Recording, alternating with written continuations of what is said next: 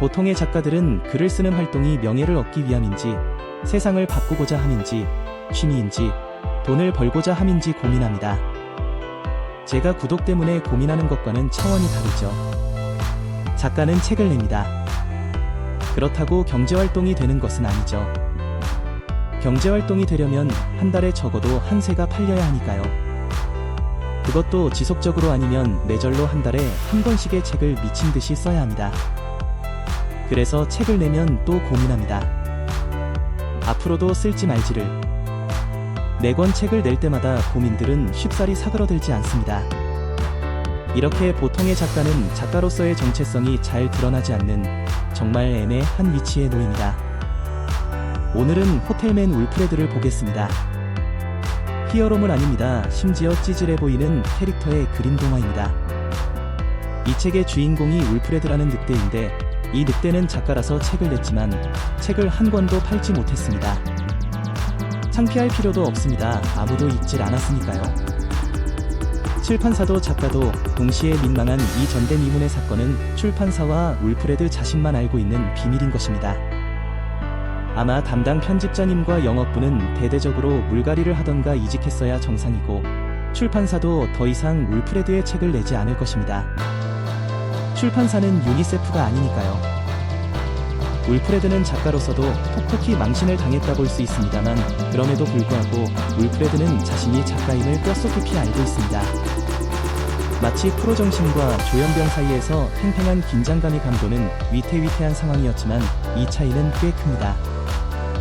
자신이 작가인가 아닌가를 아는 것 말입니다. 결국 울프레드는 글을 쓰며 살기 위해 돈을 벌기로 결심합니다. 맞아요, 작가인데 작가가 아닙니다. 글만 써서 살 수 없음을 굶어가며 깨달았고, 동시에 세상에서 전대미문의 무언으로 대답한 실패라는 평가도 뼈저리게 느끼게 된 셈이었지만, 좋게 포장해서 자신의 실력을 인정하고 한 발 물러선 셈입니다. 그렇게 울프레드는 자존심 따위 안드로메다 역 사건의 지평선으로 던져버리고 호텔 벨보이로 취업을 결정하게 되었습니다. 한편 울프레드는 가슴속에 작가라는 고유의 타이틀이 저 위에 아까부터 있었습니다. 아까 설명한 그 지점이 울프레드를 살도록 하는 불꽃일 수도 있습니다. 이는 우리와 비슷하죠. 그런데 보세요. 취업한 호텔의 사장 입장에서 울프레드는 처음으로 일해본 초짜에 지나지 않죠. 그래서 호텔 사장은 울프레드에게 저렴한 노동력에 간단한 일을 요구합니다. 쉽게 말해 최저임금의 그 이상도 이하도 아닌 알바를 시작한 것입니다. 울프레드가 하는 일은 이렇습니다. 엘리베이터에서 한마디도 하지 않고 손님들이 원하는 층으로 가는 버튼을 대신 누르는 것. 아마도 작가인 울프레드는 이 일을 하며 생각이 많았을 것 같습니다. 현실과 매일 매 순간 타협하며 살았을 것 같습니다. 꿈인 작가가 되었지만 작가로서의 평가는 최하위 점수를 받고 있기에 동시에 최저임금을 받는 일이라도 하며 꿈을 보조해야 했으니까요. 가끔은 자신이 무엇을 하고 있는지 모르겠다는 생각을 했을지도 모르겠습니다. 결국 꿈이라면 그 꿈은 이룬 것 같지만 정확히는 꿈에 입국하시죠. 작가라는 꿈은 자신에게 어떠한 금전적 보상이 되지 못했습니다. 삶은 입국허탕한 그 꿈으로는 살 수 없었던 것입니다. 그렇게 울프레드는 호텔의 사장이 원하는 대로 그저 조용히 손님들을 각층으로 모셨습니다. 심지어 부자인 손님들은 울프레드를 하대했습니다. 울프레드의 기분은 처참했습니다. 그러나 위에 그 불꽃 얘기 잠깐 했었죠? 이 정신병 걸릴 상황에서도 작가의 길을 계속하고자 했던 울프레드는 매일 일이 끝나면 자신만의 공간에서 글을 쓰고 이를 사람들에게 보냈습니다. 불꽃이란 게 아직 살아있던 것이었습니다.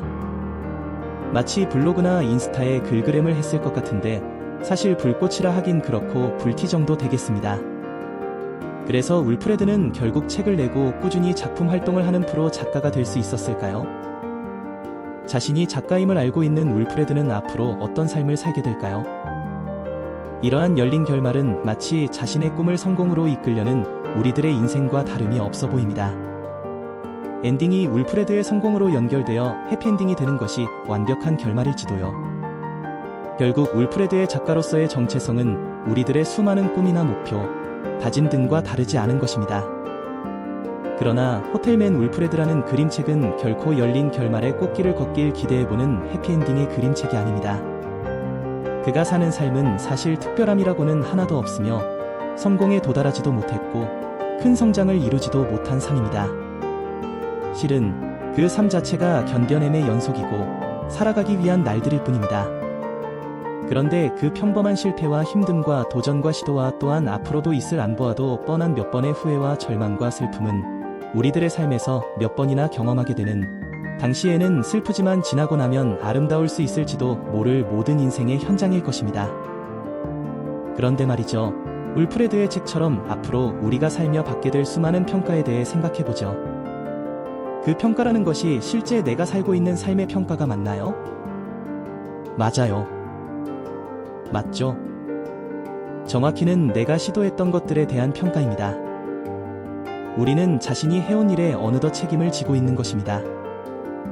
우리는 그 실패와 후회들을 결국 견뎌내며 관리하며 살아갑니다. 지금 살고 있는 우리들의 이 삶이 견디고 관리하고 있는 삶이란 것입니다. 그런데 이 평범한 듯 보이는 이 삶의 진실은 결코 아무것도 아닌 실패한 삶이 아닙니다. 무려 그 삶 자체가 실은 해피엔딩으로 가는 길에서 해피만큼의 큰 의미를 담고 있습니다. 그러니 이 책의 중요한 지점은 사실 울프레드의 열린 결말의 해피엔딩이 아닙니다. 지금 그가 어려움을 견디면서도 자신의 삶에 변화를 주어 좀 더 현명하고 건강하게 그 길을 헤쳐나가고 있다는 것이라 할 수 있겠습니다. 그리고 우린 그 삶을 14,000원짜리 그림책을 통해 목격하고 있는 것이죠. 심지어 지금의 삶이 최고로 현명하다고 할 수는 없습니다. 지나고 보면 스스로 느끼게 되는 것이니까요. 다만 그는 삶을 주도적으로 이끌어가고 있습니다. 그래서 실패를 해도 스스로 감수할 수 있고 성공해도 그 보상이 더욱 큽니다. 그야말로 로우 리스크 하이 리턴인 셈입니다. 그렇다면 우린 슬슬 알아차려야죠. 우리의 곁에 많은 사람들이 바로 옆의 동료가 그렇게 살아가고 있고, 나 역시 이들을 목격한 만큼 지금의 하루하루를 주도적으로 이끌어가야 한다는 것 말입니다. 호텔맨 울프레드는 이처럼 옆구리를 팔꿈치로 탁하고 쳐주는 넛지 같은 책일 것입니다. 바로 옆의 동료에게도 말해주세요. 당신도 지금 귀한 인생을 잘 살고 있다고 주먹밥치기 탓 하면서요.